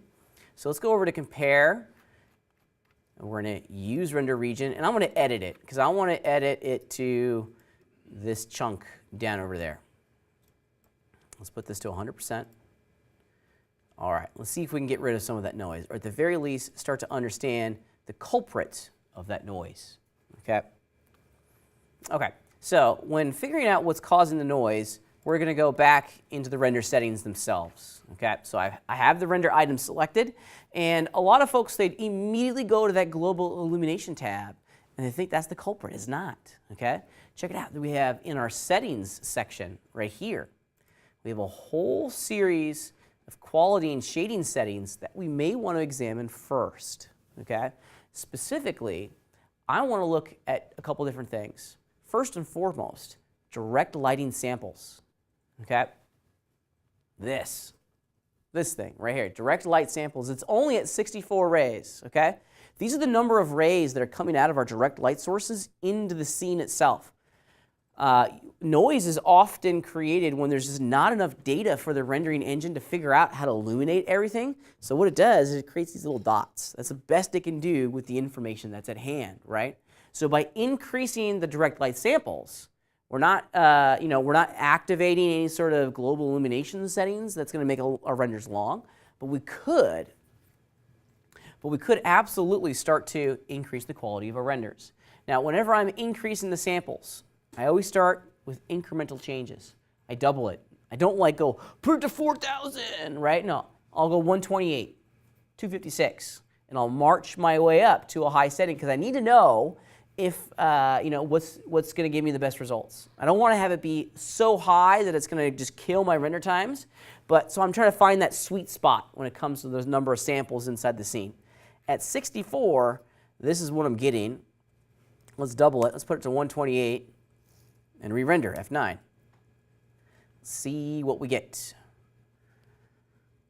Compare and control. Oh, sorry, it's this one. All right, so nothing changed. Not a single thing changed. So I know it's not the direct light sources in my scene that's causing that noise, right? If we wanted further validation of this, let's crank it. Let's put it to like, I don't know, 1024. Render again. If nothing changes in this block, it's not this property that's creating the noise inside the scene itself. Nope. Still literally the exact same as I start to do my A-B comparison. So turning up the direct light samples is not eliminating the noise at all, so we know that it's not that value. Okay? I want to put this back to the defaults of 64, okay? Because this is having a pretty big effect on my render. The next thing that I want to try doing is increasing my reflection samples. Okay, this is the number of reflection rays that are coming off of our objects. If you think about it, we have a bright shiny thing, my fan, in the middle of the render that's causing, because the surface characteristics, causing some reflections happening in the scene. The light rays are bouncing off the metal surfaces and they're reflecting out. So maybe the reflection samples needs to be increased. Let's start marching it up. 128. I'm not going to crank it. F9. Let's see if it's different. If the pattern gets different, the pattern is different. Okay, I'm going to turn off this other light so you guys can see it. But the pattern's changed, right? So now we know we're influencing a property of our rendering engine that's having a direct effect. And I mean a direct effect on the quality of our render. The grain is still there, but we're not getting these big chunks as we were before. This part of the image is outside of our render region. See how the grain is real chunky? Now the grain's tighter, it's smaller, and less intense. So we're in the ballpark.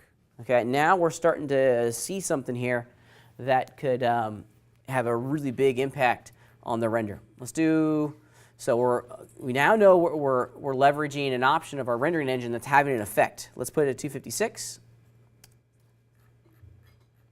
Render again.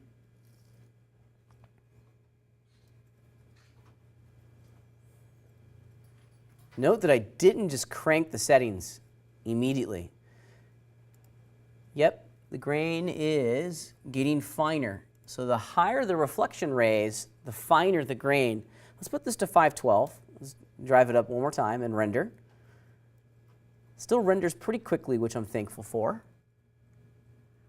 And this is now the time when I have to start making some pretty big artistic choices. Do I want to live with it? Is it really becoming a foreground part of my picture? When the grain was real chunky and bright, it was attention grabbing, right? You saw it. Now with 512, you know, my reflection rays at 512s, is now becoming a background element. There's always going to be grain. There's always going to be little dots in your renders. It's never going to be super bright and crisp like you see in a game engine. That's just not how our world works, okay? Say again? All these properties are changing in the direct light? No, these are on our global settings. Global settings, in the render item itself, okay? Yeah, so I have my render item selected, and then under our global render settings, I'm increasing the number of reflection samples. Okay. All right, so that's something to be mindful of, your reflection samples. That is probably one of the culprits, okay? Now the other thing that I want you to draw focus to, and I'm not sure on this render if we're going to get it. If you're getting a lot of these fireflies, I want to put my render region down in the corner. Down here in the corner, I'm getting some fireflies and some really bright specular highlights. Another thing that I always experiment with in the render settings, since we're here, is a property called maximum radiance, okay? This is basically the brightest a light is going to be able to shine in the scene itself. So I said that wrong. There's not going to be a pixel in the render that's brighter than this value, right? So if the brightest light in our scene is 10, we don't want a pixel that's brighter than 10, right?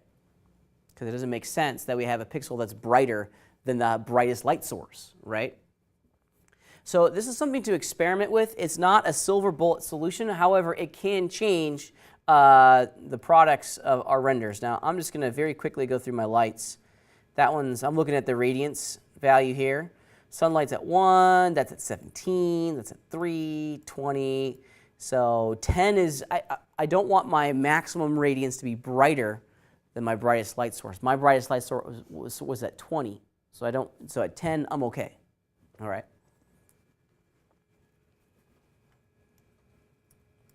All right.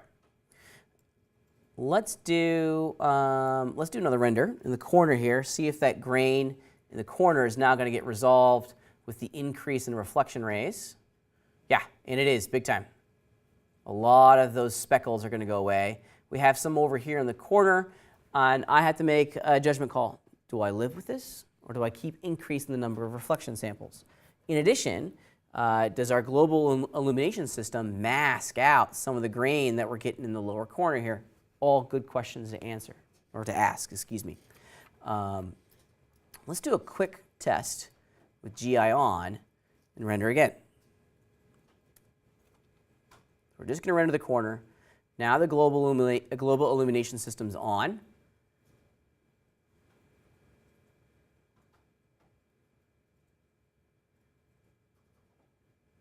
Let's compare and contrast. So it makes it brighter, cleans up some of the noise in the background, which I'm thankful for, but these bright speckly things are remaining, okay?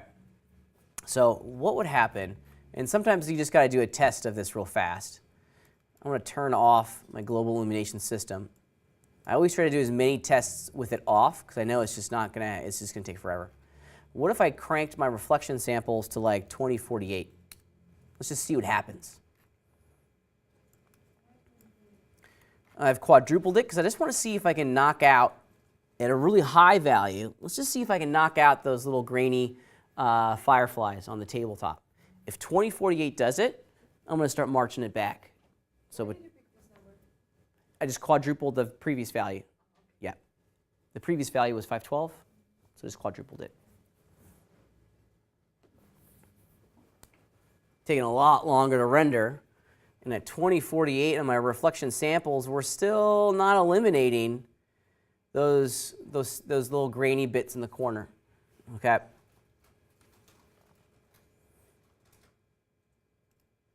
Yeah, they're still there. Previous render at 512 took 9 seconds. At 2048, it took 30 seconds. So going high on the reflection rays isn't always going to solve the problem. It's just always going to make your renders longer, okay? So we have to dial it in. When you're rendering these things out, you want to make a zillion little test renders. So back to 512 for me on that one. I want to put my maximum radiance at 20. Just so I'm just entertaining an idea here. Let's just see if that has an impact on this bottom corner. Nope, doesn't. Still there. So it's definitely not that. This could be an anti-aliasing problem. There's other things called shading rates, and I'm not going to go into all those crazy technical details. A lot of that information is online to help you clean up some of that stuff. But the idea that I'm hoping you guys are starting to understand here is we want to test our renders. I want to test this section here and see what we get. We don't want to commit to full-blown renders for each test. Do small little samples, see what you get. Yep, and figure out where, can you guys see the changing grain in there? Yeah, figure out where you want to live. You're not going to get rid of all of it, so don't try to get rid of all of it. But we can knock out the lion's share of it, okay? Yeah, that's pretty good. We're starting to clean it up.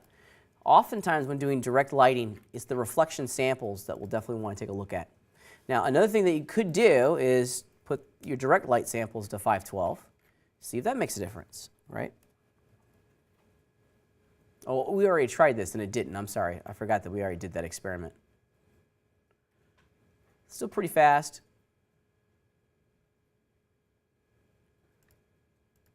Zero change in quality. So increasing your direct light samples, not doing a single thing in this moment.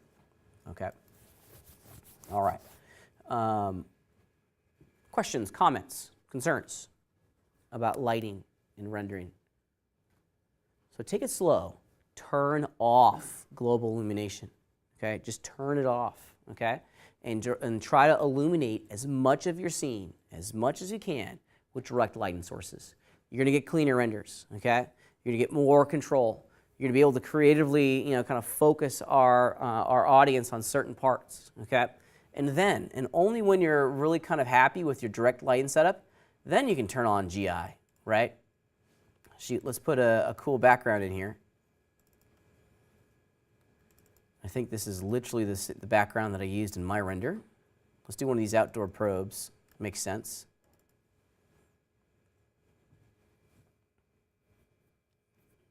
Can I ask you, I'm listening. I'm just going to do 8 things at once. those other backgrounds which has light, usually they have red, right? With red light or something. I'm sorry, ask the question again. I didn't quite understand it. When you look at the presets, Mm-hmm. and there are some environments which have already light. That's right. It's a physical light. Yep. Mm-hmm. That's a great place to begin. And then, so basically, we're applying this environment, and it has a red light. So we need to turn off this light. You got it. So we want to turn off the influence of the global illumination system. Just turn it off. Bloop. Okay. Then we add lights into our scene to illuminate as much of the scene as we can with direct lights. Okay. The renders are going to be cleaner. They're going to be faster. It's going to be more accurate, and you're going to get a tremendous amount of control. A tremendous amount of control. Okay. Please show where the location of your direct light is. So when I say The window? yes, yeah. So when I say direct lights, these are all direct light sources. Okay. Basically physical lights in the scene itself. So these are all direct illuminators inside of the scene itself. Okay. They are a physical light that we can move and rotate and change its properties. Those are direct light sources. Okay. And then the indirect light sources is the environment, is the global illumination system. Yep. So let's see what it looks like now. I'm going to turn off my render region. Yeah, so I put just kind of a nice, lovely environment. Oh, you know what I need to do? Yep, okay, we're good to go. I'm going to turn off my sunlight for a second just to make sure. Yep, there it is in the outside, which is what I'm after. Now, this isn't going to have a huge role which is good. I don't want it to have a huge roll. Yeah, that sunlight's a little too bright for me still. There we go, because I want to see a little bit of the trees outside.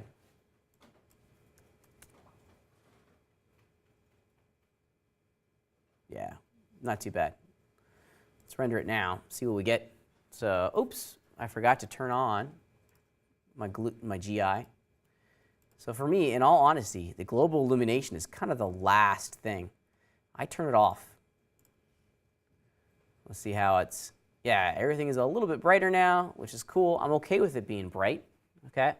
Yeah, so now we're getting some lovely shades coming in through the windows here. Let's render it. Let's see what we get, okay? Global illumination is the last step. It's not the first step.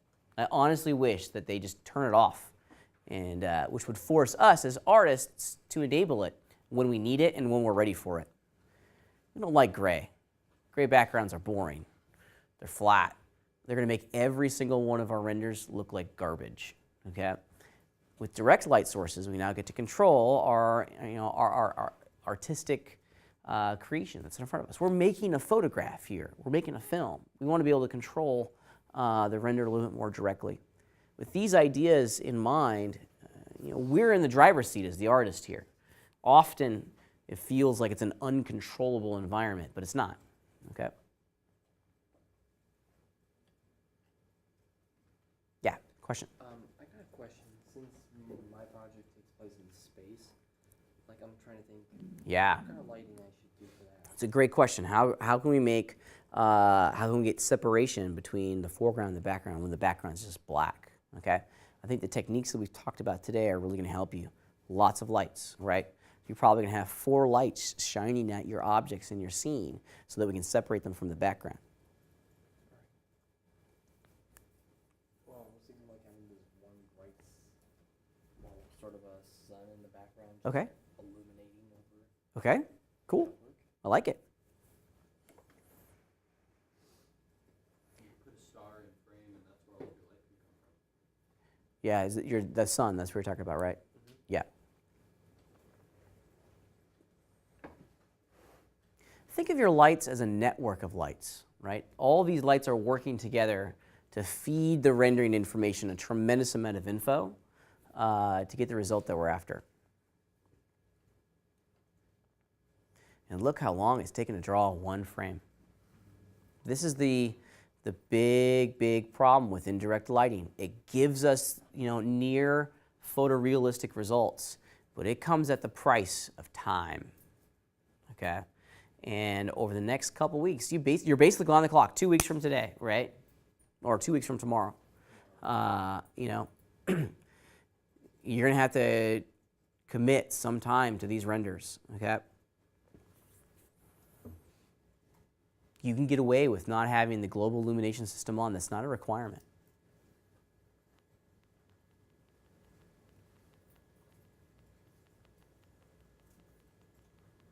I'm trying to like find like a black void for a space thing. Mm-hmm. Is there that in the environment? No, I don't think there's an environment for space, but do some research. A simple Google search for space environment maps will probably get you where you want to go. Actually, I kind of found this. Yeah. What is this, studio? Check it out. Yeah, do it, man. I found a space environment. I don't remember exactly where I found it. If you do space reflection maps, there's a lot of free resources for 360-degree images of star fields. I mean, they're everywhere. I would recommend, if you're really trying to go for space, and we have a couple folks that are doing kind of space scenes in here, don't have it just be a star field, because we're not going to have enough information in the background to understand the spatial placement of all of these objects inside the scene. You may want to find something with like a nebula or something other than stars, because when it's just dots in the background, it's very easy for our audience to get disoriented. Not so much with Alex, because you're going to have like asteroids and stuff, but with Mr. Mills, you may want to think about a nebula or something more than just dots for stars. I was just thinking like where can I find that sort of background?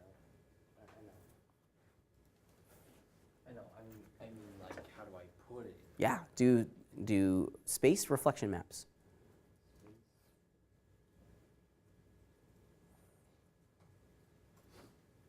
One thing, because I know you guys are about to start rendering, or I hope that you're going to be rendering in the next 5 or 6 days. Okay, hope. Because remember, next finals start next Friday. Okay, so we're just over a week away from the beginning of our final exam seasons. If you're going to be utilizing the resource in the design lab, and I recommend that you do, okay, you absolutely can go over to the design lab. If it's a low kind of volume day, you can render on a couple machines. They will also allow you to render overnight, and they will also allow you to render throughout the day as well. Work with the design lab staff. They have the mechanisms for that, for long renders already in place. I really recommend that you check it out. You know, you want your computers to be working while you're either asleep or in school, okay? There's nothing worse than kind of what we're doing here, right? Just sitting here waiting for the render to finish. When I worked in San Francisco, I had 2 machines. I had a render machine and a work machine. And I had my own little render farm. And that other machine, it paid for itself in the first day, right? Because you know, as soon as I was done with the scene, I sent it to my own little render node, and it was always rendering, right? Because you know, this shot, I mean, we'll see it finish up here in a second. I mean, it's been rendering for 3, maybe 4 minutes already. And this is 1 frame. How many frames are you going to be rendering? 720 of these things, right? Or more, depending on if you've gone past the limit. So it's like if 1 frame takes 5 minutes to draw, and you have 720 of these, do the math. This is many, many, many hours of rendering time in front of you. Yeah. It could very well be. It could very well be. What's the fastest way to speed up a render? Outside of the things that we've talked about today. Lower resolution. Lower resolution, which I don't recommend that you do. Right. Okay, I really try to avoid that. You're rendering, what resolution are you rendering this at? 1920 by 1080. Don't forget that, please. Okay. Reflections, though. Reflections are going to cause problems. Removing meshes that aren't going to be in your video. I like it. I like it. Only having what's in the render camera. What's in the render camera? Yeah. We're done. Okay. Rendering on multiple sheens makes it go faster. Okay. This is where the design lab really kind of shines for us, right? Because on one day, and this room is going to be open almost the entirety of finals. Okay. So during my regularly scheduled class times, this is kind of an open space for people to come in and render, and I am very, very okay with you guys coming in and taking over as many computers that we have available to render on. Okay, I'm very okay with that. So my little render's done, looking pretty great. I'm liking what I've created here. This is a lot of fun. But that just took 6 minutes and 41 seconds for 1 frame. And I'm not even at 1080 by, am I at 1080 by 10? 1280, Am I, yeah, I'm at 1280 by 720. So I'm not even at resolution. This is going to take twice that long at 1080. So there's 1 frame. It's going to take, let's just call it, 12 minutes for 1 frame. Okay, if I have,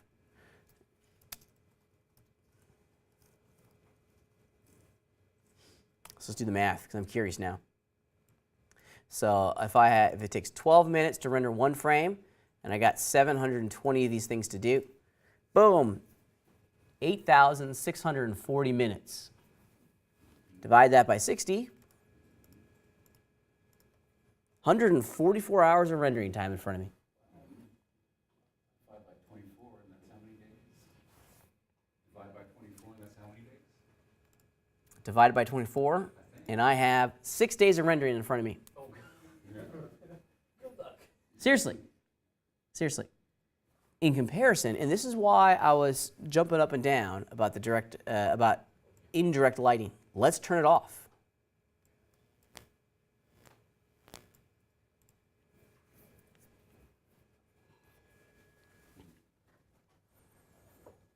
So 6 days of rendering, 8,640, is that what it was?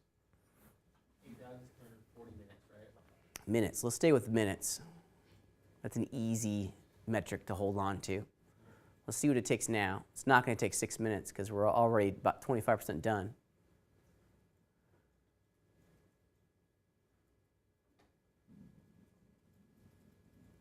These are numbers that you need to be aware of early on. Because if it's Wednesday, this project's due on Thursday, and if it's Wednesday of that same week, and you're starting to render, and you go, oh, I have 144 hours of rendering time. We need to know that like next week, okay? Because if you have 6 days of rendering in front of you, we need to start rendering next week. On all honesty, we need to start rendering. Say again? Something goes wrong too. Something's absolutely going to go wrong. Need more time then. Yeah. This is why you want to render while you sleep and render while you're at school, okay? Seriously, work with the design lab staff. Unfortunately, in here, we can only render during finals when other classes are not using the space. This room is being used 24/7, okay? Because it's one of the 2 computer labs that the GCOM department has, okay? So we can't do overnight renders in here, but during my regularly scheduled class times, I mean, that's a good 4.5 hours for you guys to render. Especially on Wednesdays. The Wednesday of that week, that's a great time to get some rendering done because I have 2 classes back to back in here. If you show up at like 8 a.m., well not 8 a.m., like 9 a.m. on Wednesday, okay, you can render all day long, okay? Unfortunately, you can't render after about 4:30 because then there's a class coming in here at 5:30 and they'll have to use the computers for their final projects and what have you, so. Let's just see, I'm curious now what this is going to turn out to be. I think you're going to find that the quality is going to be very, very close. So I found like the Galaxy background that I was looking for. So Yeah. So just put save, download, and Save it, bring it into Moto. Yep, you got it. how do I put it in the Yeah, so in your shader tree, you want to, you can get rid of that. You don't need the preset browser anymore. So go into the environment section down at the bottom of your shader tree.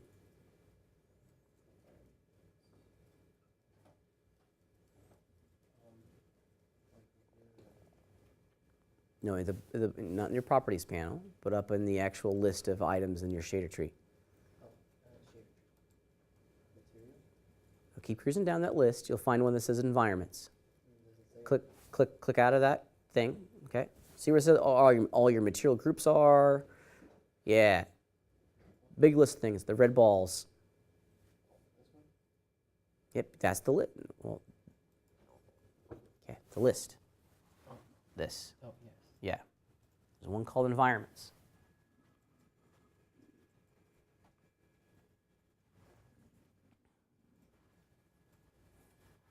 Let's see where we're at. Approaching the 3-minute mark. 2/3 of the way done.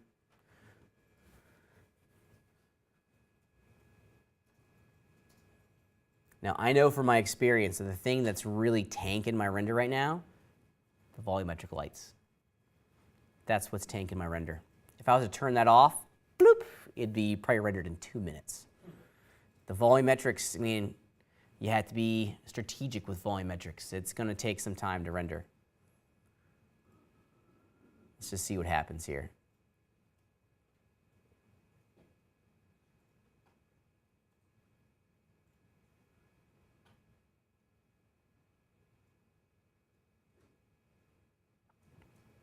I'll do one more with the volumetrics off.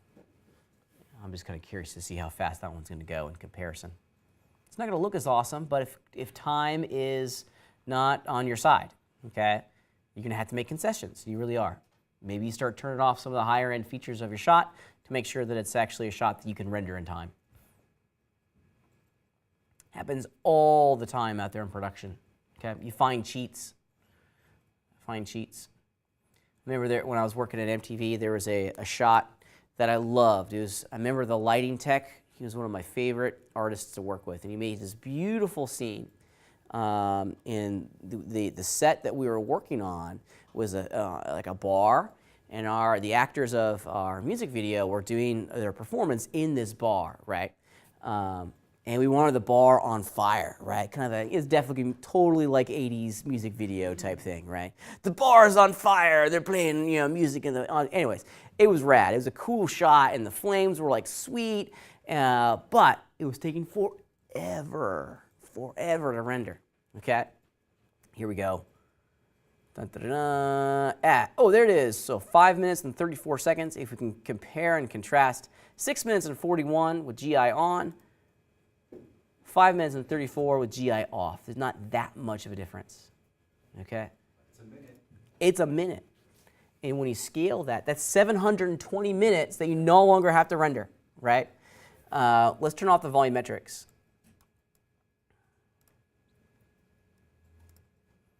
Now, we're going to take a creative hit here, a big-time creative hit, but let's just see what it does. It was the volumetrics that was taking forever for this thing to render, okay? So on the bar shot, what we had to do to get the render times down to a reasonable amount is we basically had to turn off all the reflections on all the objects. And I remember specifically there was this one shot we were doing a really cool dolly shot across the bar, right? And the render camera was always looking at, I think, like the guitarist for the music video. It was some like really cool creature. I forget what it was.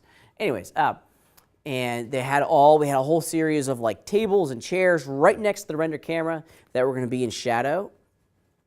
But because of the fire in the background and the reflections of all the, they were getting on the tables and all the bottles, it was taking forever to render. So we had to make a creative choice. It was like, okay, you know what? We're going to put a matte black material on every single one of these, and we're just basically going to force the render engine to draw them in silhouette. They're not going to be the cool reflections. It's not going to feel super environmental. We're going to do a really cool depth of field, fake depth of field in post-production just to get it done.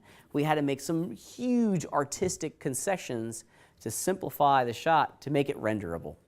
So it's just part of our life. You're never going to get 100% of your artistic vision if time is against you. And in the production world, time is always against you. Here we are. Let's see. Where are we? So we are at 66%. We're at a minute 30.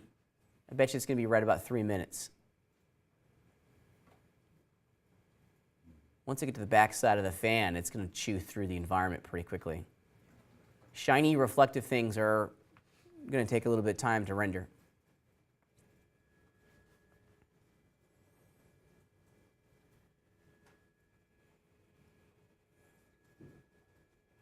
Almost done. Come on, little guy.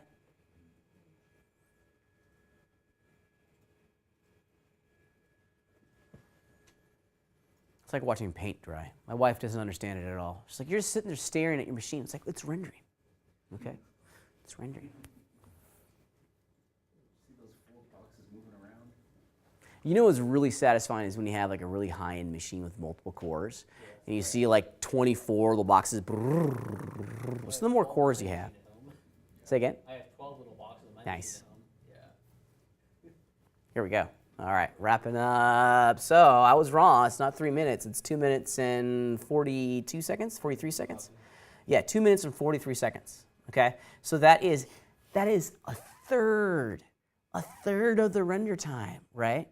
With GI on, it was 6:41, so it was exactly 4 minutes longer with GI on and the volumetrics on. Okay, let's crunch the numbers once again because now I'm kind of invested in this. So if it takes, let's just round up, 3 minutes. So at worst, it's going to be 3 minutes a frame. Oh, but this is at the wrong resolution. So this is actually going to be 5 minutes. So 5 minutes. Oops. Because if you double the resolution, you double the render time. So at 5 minutes, we had time 720 frames. Awesome. It's a third because we were at 8,640 minutes, I think, right? So you divide that by 60. Is it really 6? No, wait, hold on a sec. 5, let's clear it out. 5 times 720. Divide that by 60. Oh, yeah, it's really 60 hours. Oh, yeah, it was a 3,600. Yeah, 60 times 60 is 3. I can do math. So 60 hours. So we've gone from, what was it in hours? Why? 144 hours to 60 hours. You divide this by 24. Now we're at 2.5 days of rendering versus 6 days of rendering, okay? These are the metrics that you have to roll through to figure out what you need to change to your scene to have it render correctly. Make sense? Seeing it a little bit? Things that I hope that you consider over the next 7 days, because it's render time. It's very shortly, it will be render time. And I don't even have a real complex scene, right? It's a fan with a table that I made and a wall. Yeah, that's it. You know, geometrically, let's see. Yeah, geometrically, I only have 524,000 polygons. That's nothing. It's nothing, right? All right, so we got about an hour left in class. Let's get to work, because I know each and every one of you guys have a tremendous amount to do for your final project.